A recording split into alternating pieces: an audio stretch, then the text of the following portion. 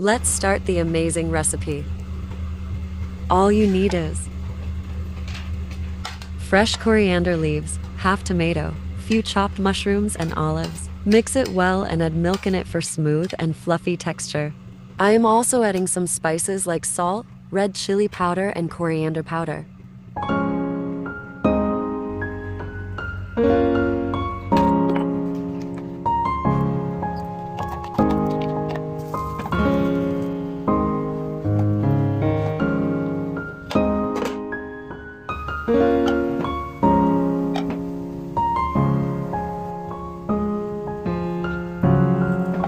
I hope you like my recipe. It's very healthy and also tasty. Don't forget to subscribe my channel for more amazing and quick recipes. Allah Hafiz.